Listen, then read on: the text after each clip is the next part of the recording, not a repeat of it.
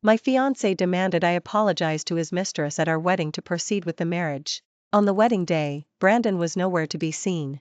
The guests grew restless until he finally strolled in, his arm linked with Ashley. "I won't be marrying you today," he declared. A hush fell over the room. I stood frozen in place. "How could you hit Ashley? We can discuss the wedding once you apologize to her." Ashley stood by Brandon's side, looking frail and innocent. "Grace, Brandon and I are innocent, truly. How can I make you believe me? It doesn't matter if you apologize to me, but Brandon is angry. Couldn't you just swallow your pride, and then we could pick a better day for the wedding?" "Ashley, you're just too soft-hearted. Look at your face, she's really hurt you."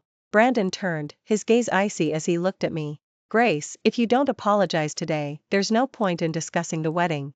This struck me as utterly ridiculous. I gestured for a glass of wine, then threw the glass, wine and all, squarely at Brandon's forehead.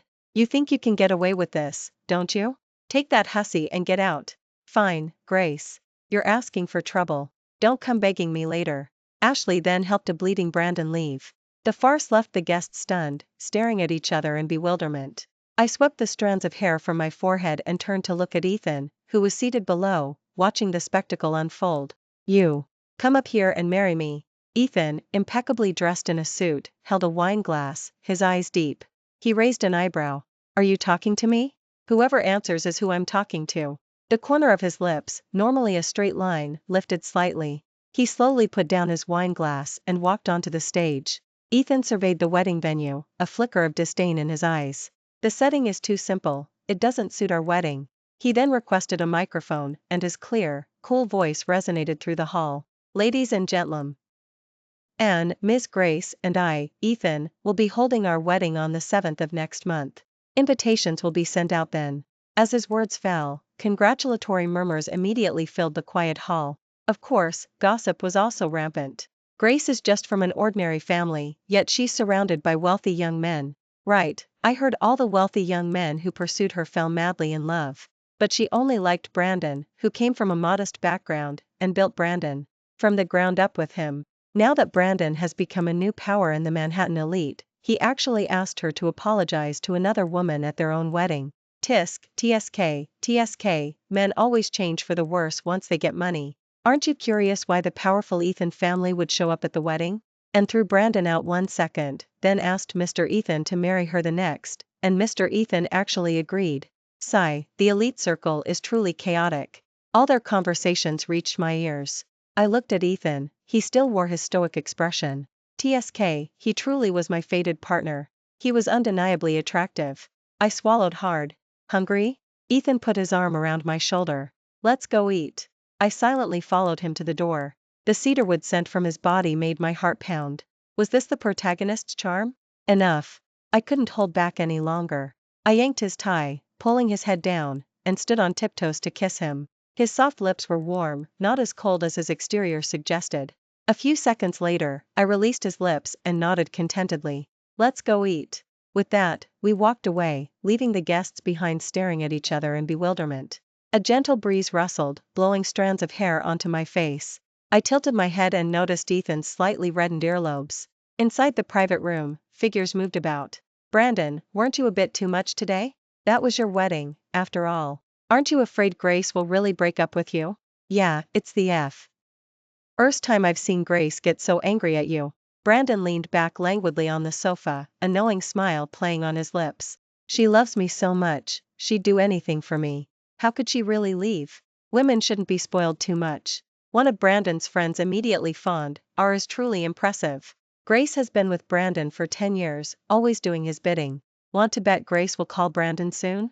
She hit him today, she must be regretting it terribly. But I heard that after Brandon left, Grace casually asked some other man to marry her. And it was Mr. Ethan from the Ethan family. How is that possible? You must have misheard. How could Grace possibly know the powerful Ethan family? She probably just hired someone to put on a show." Brandon's face clouded with displeasure as he listened to their conversation. That woman, how dare she marry another man? Even if it was fake, it was unacceptable. He gritted his teeth and silently downed a glass of wine. Ethan and I finished dinner and were relaxing on the home theater seats, watching a movie and soaking our feet. With one person massaging my shoulders and the other my feet, it was incredibly comfortable. Just then, my phone rang. It was Brandon. Grace, Brandon is drunk. Can you come pick him up? I narrowed my eyes and hung up. 2 seconds later, the phone rang again. Grace, didn't you hear? The call was hung up again. He handed the phone to a furious Brandon. Brandon. Brandon gritted his back teeth and dialed again. This time, I answered. If you're drunk, go to sleep. Why are you calling me? I'm busy. Brandon spoke as if coaxing a child. Still angry? You hit me today, didn't you? Let's forget about the apology. I'm drunk, so come pick me up quickly. I'll send you my location. Are you crazy? I said lazily, since you called off the wedding today, we're done. You should be thanking your lucky stars I'm not causing you trouble. Don't contact me unnecessarily. Brandon, hearing why words, thought I was still throwing a tantrum. Grace, can you really let me go?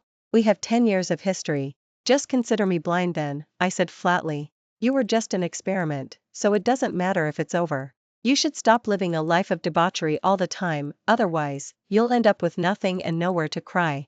Brandon was confused by my words, but he couldn't miss the indifference in my tone. His voice was urgent. What do you mean by that? Well, I thought for a moment before slowly replying, simply put, without me, you are nothing. There was a few seconds of silence on the other end, as if he found my words amusing. Grace, I never realized you could be so cute. Alright, stop messing around. If you don't want to pick me up, I'll call a designated driver. You just wait for me at home, be a good girl. With that, he hung up. I stared at the dead screen, speechless. He's crazy. Ethan, who had listened to the entire conversation from the side, spoke calmly. You brought it on yourself. I scoffed. You too. Don't just sit there. I want an orange. Peel it for me. The man didn't say a word, silently picking up an orange. An hour later, intimate sounds emanated from a bedroom. Ethan pressed his lips together, his hand clamping my waist, a look of suppressed desire on his face. Don't move around. I wrapped my arms around his neck, my eyes full of allure. I want to move. What are you going to do about it? His eyes darkened, his voice hoarse. You asked for this. Just as our bodies continued to intensify, the phone on the bedside table rang incessantly. It wasn't until a brief pause that I picked it up. Dozens of missed calls, all from Brandon. Just as I was about to turn off the screen, the phone rang again. Unfortunately, my finger habitually answered the call. Where did you go? Why aren't you home? Brandon's voice on the other end was filled with anger. Just as I spoke, Ethan shifted closer. I covered my mouth, blush. And glared at him. Where are you? What are you doing? Men truly are creatures of instinct. At that slight sound, Brandon immediately sensed something was amiss. Ethan heard him and raised an eyebrow, deliberately not stopping his movements. I was a little helpless with this childish man, but I let him do as he pleased. Brandon, seeing I remained silent, roared furiously, Grace, speak up. You come back to me right this instant. I'm afraid I can't. I have important business to attend to right now, I slowly replied, without deliberately altering my voice. Any normal person would understand what was happening at that moment. Grace, you. Before he could finish, Ethan hung up the phone and turned it off. Annoying. With that, his movements intensified, and I could no longer think of anything else. I finally woke up leisurely around noon the next day. Checking my phone, I saw 99 plus missed calls and 99 plus messages, all from Brandon. It was clear how much I had provoked him yesterday. But none of it concerned me anymore. After lunch, I noticed my nail polish seemed a bit dull. After all, the diamonds had scratched that despicable woman's face, and they were surely contaminated. Just a week before the wedding, Brandon brought Ashley home late at night. Grace, Ashley's dorm has a curfew. It's not safe for a young girl like her to stay in a hotel alone tonight, so she'll just stay here for one night. Ashley's long, dark hair fell neatly behind her, her deer-like eyes wide and watery. She spoke timidly, I'm really sorry. If it's inconvenient, I'll go stay somewhere else right now. I apologize for the intrusion. With that, she made to leave, but Brandon immediately stopped her, his eyes full of displeasure as he looked at me. Grace, she's just a kid, and you're both women. Can't you be a little more understanding? I remember not saying a single word the entire time. I smiled. You've already brought her home, do you still need my opinion? Do whatever you want. Br. Brandon wasn't satisfied with my answer. Ashley lowered her eyes, looking as if she had suffered a great grievance. Grace, it's my fault. I shouldn't have accepted Brandon's sponsorship. I'll cut ties with Brandon immediately, so please don't doubt our relationship anymore. Grace, have you not made enough of a scene? I've told you Ashley comes from a difficult background, and I just took care of her out of pity. When did you become so petty-minded? He pulled Ashley into his arms. As he walked past me, his shoulder deliberately brushed mine. He spoke to Ashley with utmost tenderness. Ashley, don't worry, just stay here. I'll take you to school first thing tomorrow morning. Ashley, a female college student sponsored by Brandon. I first discovered this when I ran into them at the mall. That day, I had asked Brandon to go to the aquarium with me, but he refused, citing work. Yet, I saw him shopping with Ashley instead. When he was caught, he said, Ashley comes from a difficult background, and going to college alone is tough. She reminds me of us back then, which is why I sponsored her. She has a presentation at school tomorrow, and she didn't have a suitable outfit and didn't know what to wear, so I accompanied her to pick one out. I looked into Ashley's academic performance at school. She truly was an excellent student, so I didn't dwell on the matter. Unexpectedly, from then on, every time Brandon and I were together, Ashley would call him away. He even ended meetings early because of her calls. At first, I was angry, and he would try to soothe me. But later, he lost patience, claiming that my heart was dirty, seeing dirt everywhere, and that he and Ashley were innocent. He merely pitied her. Brandon protected Ashley as they walked upstairs. I didn't get angry as I had before. Instead, I quietly accepted it. But actively sought trouble. The next morning, as soon as I came downstairs, she approached me with a glass of milk. Grace, this is the milk I just warm. Up for you. I didn't take it, walking past her directly, but she grabbed my clothes and whispered in my ear. Don't think you're so great just because you're about to marry Brandon. I'm telling you, Brandon is mine. As long as I don't agree, you won't be able to get married. With that, her eyes flickered, and she pretended to trip and fall. I quickly grabbed her collar. In her surprised gaze, I slapped her twice. The diamonds on my nail polish sharply grazed her face. After a shriek, a bloody scratch appeared on Ashley's face. Ashley, are you all right? Brandon pushed me away from behind and embraced Ashley. Ashley was crying profusely. I just wanted to bring Grace some milk, but Grace said I was seducing you and hit me. Brandon gazed tenderly at Ashley's scratched face, immediately picked her up, and headed out. Before leaving, he made a menacing threat. Grace, I can't believe how malicious you are. Ashley is a girl, you disfigured her face. How can she live like this? You just wait. This waiting lasted a week. During this time, countless rumors reached my ears. All about how heartbroken Brandon was for Ashley, hiring a team of specialists for her treatment to ensure she wouldn't have any scars. The next time we met was on the wedding day. Brandon brought me from home to the wedding venue, and to get back at me for Ashley, he publicly humiliated me. How does it look? I admired my newly done nails. Good, they're very pretty. After paying, I hummed a tune, ready to head to McDonald's for some fried food. Grace. Suddenly, Brandon appeared not far away, his eyes dark with exhaustion. He rushed over and grabbed my hand. Why aren't you answering your phone? He glared at me angrily, his eyes darting to my neck. The faint intimate marks on my collarbone made his eyes bloodshot. Did you really go out and find another man behind my back? Tell me, who is that man? I'll kill him. I pulled away from him. That's my private business, and it has nothing to do why. THU. If you're so interested, you can come to my wedding on the 7th of next month. An ex-boyfriend's blessing is still a blessing, isn't it? Wedding? Ex-boyfriend? Grace, what do you take me for? What do I take you for? Air. I shook off his hand. Mr. Brandon, I've made myself clear.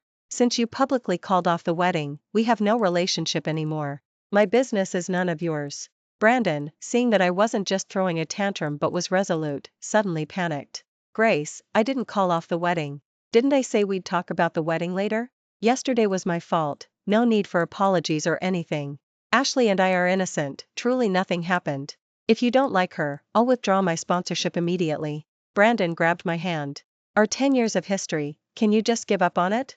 As long as you don't associate with other men, I won't hold anything against you either. Can't we go back to how things were before? I looked at him coldly. Forget it, Brandon. We're done. Brandon held on to me, refusing to let go, shouting in frustration, Grace, how can you be so heartless? You were the one who pursued me first.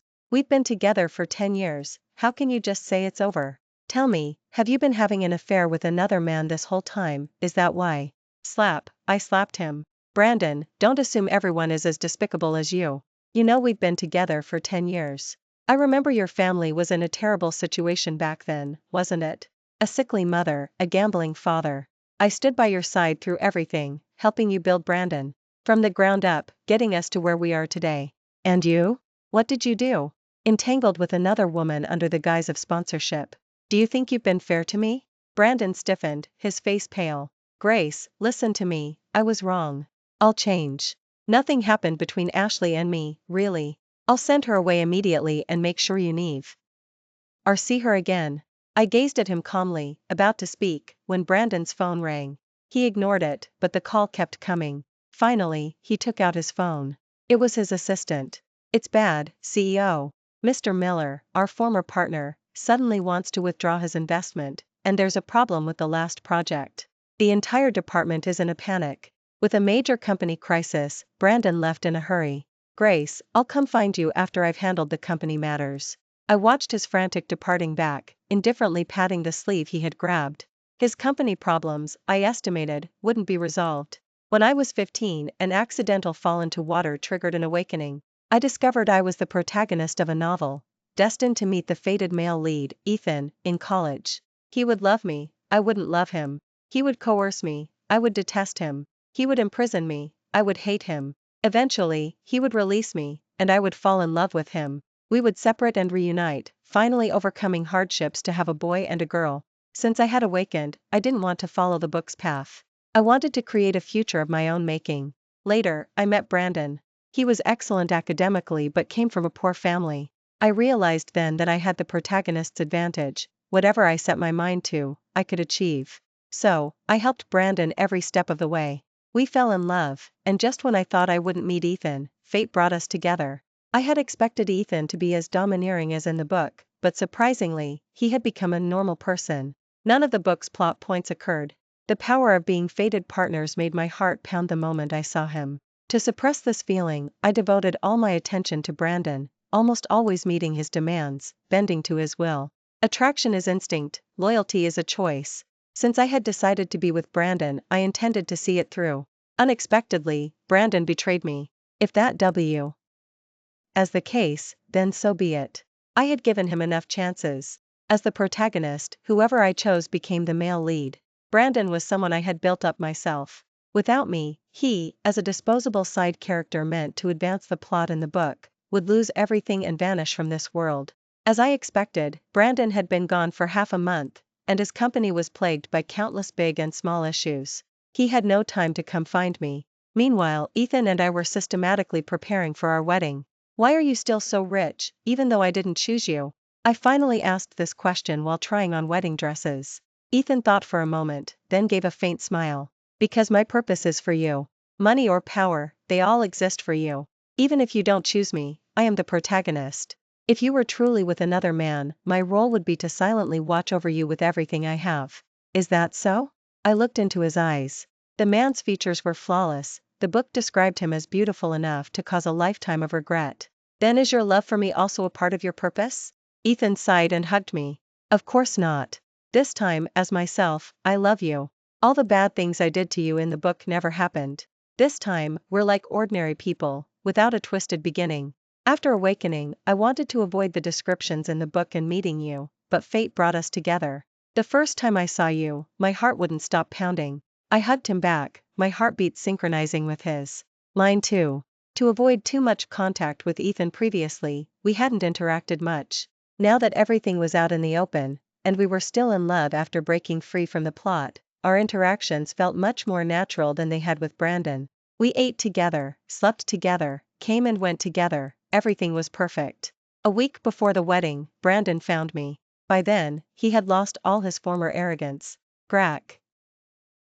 Why? What happened to all of this? Brandon sensed something was wrong. He had managed his company as diligently as before, even more so, yet everything seemed to slip through his fingers.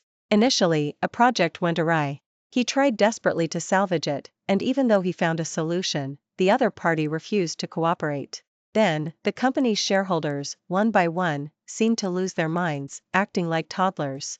Some even became unreachable. Later, the company's affairs, big and small, spiraled out of control. Shareholders withdrew investments, employees resigned, and the capital chain broke. At first, when problems arose, people would come after him. but later, those people seemed to forget about it, no longer bothering him. It wasn't until he felt his memory was faulty, many things hazy, and people he knew slowly drifting away, treating him like a stranger on the street, that he remembered my words. You were just an experiment, so it doesn't matter if it's over. You should stop living a life of debauchery all the time, otherwise, you'll end up with nothing and nowhere to cry. Simply put, without me, you are nothing. Brandon suddenly jolted awake. He finally understood what I meant, but he couldn't grasp why this was happening. Brandon looked at me, distraught. Grace, what is going on? I only sponsored Ashley, and what I said at the wedding was all nonsense. Why did you leave me? And why did the world become like this? Why? Grace, I don't want this. It's all my fault. Can we get back together? I'll listen to you forever. Your fault? What exactly was your fault? Brandon looked at me, struggling to recall. I shouldn't have gotten so close to Ashley. I shouldn't have sponsored her. I shouldn't have been misled by her to treat you that way at the wedding, Grace. I really didn't want to. I scoffed. Brandon, even at this point, you're still pushing all the blame onto others, refusing to admit your own mistakes. I looked into Ashley's bag. Round. Although her family wasn't wealthy, both her parents are alive and cared for her. She also worked hard and got into a good university on her own. But you sponsored her, giving her inappropriate ideas, failing to maintain proper social distance, and leading her to develop misconceptions. Yet you enjoyed that feeling. You let things escalate, satisfying your own desires under the guise of sponsorship. No, I didn't. I really didn't. Brandon's face was ashen. Even if I was intentional, nothing happened between us, Grace, you have to believe me. With that, Brandon fell to his knees with a thud. What do I have to do for you to forgive me? I don't want to disappear, I knew it. How could someone like him easily humble himself? He must have finally realized the core issue. But even at this point, he still wasn't telling the truth. I took out my phone and found the things Ashley had sent me previously. There were photos, recordings, and videos. In the photos, Ashley leaned happily in Brandon's arms, her face still bearing the scratches I had made. In one video, Brandon sat by her hospital bed, patiently peeling an apple. Ashley, in a sugary voice, demanded he cut it into a bunny shape, or she wouldn't eat it. Brandon smiled gently and dotingly, calling her his little princess, and obligingly cut the apple into a bunny shape. The recording was quite something. The intimate sounds of their heavy breathing suggested they were about to break the bed. Ashley asked, Brandon, who makes you feel better, me or Grace? Brandon laughed naughtily. Who can compare to you? You're so soft and smooth. Ashley persisted, insisting on an answer. Brandon, just tell me, who's better, me or Grace? Brandon said dotingly, you little rascal, why do you compare everything? Of course, you make me feel better. Grace is like a dead fish. You're young and beautiful. The recording ended there. Brandon stared at my phone in disbelief, frantically trying to explain. I don't want to hear anything more from you, I said first. I wanted to keep some dignity for both of us, but you keep bothering me, saying you're wrong on one hand, and trying to absolve yourself on the other. Brandon, this is the end. I gave you chances, but you didn't cherish them. Don't waste your time with me anymore. Use the time you have with autonomous memory and action to do something you truly want. Brandon slumped to the ground, his face utterly drained of color. Having said my piece, I had the bodyguards drag him out. That day, Brandon stood outside the door for a long time. The heavy rain blurred the windows. I didn't know when he finally left. Of course, I didn't care. Over the next week, Ethan and I were frantically busy with the final preparations for the wedding. As the protagonist of the book, countless people wanted to curry favor with him. Many high-end brands vied to contribute to our wedding. This wedding was set in a European-style estate. The entire estate was decorated like a fairy tale world, dreamy and beautiful. The night before the wedding, after everything was finalized, I finally had a moment to relax in bed and scroll through my phone. As soon as I opened it, I saw the news of Brandon's overnight bankruptcy. What happened? Such a huge company, gone bankrupt just like that? I'm not sure. It was fine a month ago, how did it suddenly turn out this way? I also heard the CEO of Brandon lost his mind. He charged into a school with a knife and killed a female college student, shouting that she was to blame. No way, could a college student really cause him to go bankrupt? If I recall correctly, that female college student was the one he sponsored. And he even publicly demanded his fiancée apologize to her at their wedding, otherwise, he wouldn't marry her. Tisk, TSK, TSK, karma. Suddenly, the internet was abuzz with gossip. Many speculated whether the man cheated with his mistress, and the main partner sought revenge by destroying the company, leading the man to go crazy and kill the mistress. Some eyewitnesses even shared details of Brandon's words to me at the wedding because of Ashley, and revealed that I had immediately found someone else to marry on the spot. Immediately, the comments section was filled with admiration for my actions. This is what a strong woman should do. She moved on quickly. Good riddance, there are plenty of fish in the sea. If I'm not mistaken, the main partner's next wedding is tomorrow. At these words, another wave of gasps erupted below, asking if there would be a live stream. This reminded me. Ethan was very possessive. To prevent Brandon and me from being tied together again, he had already arranged live streaming equipment for our nationwide wedding broadcast. With all these rumors circulating online now, it looked like tomorrow's live stream would be quite a show. Oh well, all these things would soon be forgotten. Everyone would forget. This world revolved around the protagonist. On the wedding day, the sun shone brightly. Wearing a crown and a long, sweeping wedding dress, I slowly walked before everyone. Ethan was in a sharp suit, his hair meticulously styled, and his usually stoic expression was softened by an irrepressible smile. After all these twists and turns, fate still brought us together. He extended his hand. Grace, will you be my protagonist for life? I smiled radiantly, placing my hand in his palm. I will. Feathers drifted down from the sky, and the sounds of blessings and applause drowned out the music. We embraced and kissed amidst cheers. In an unnoticed corner, Brandon stood there, his lips moving, perhaps in blessing, perhaps in lingering resentment. But none of it mattered anymore, the world had forgotten him. When I looked, that spot was empty. Ethan hugged my waist from behind. What are you looking at? I kissed his cheek. I'm looking at our new future.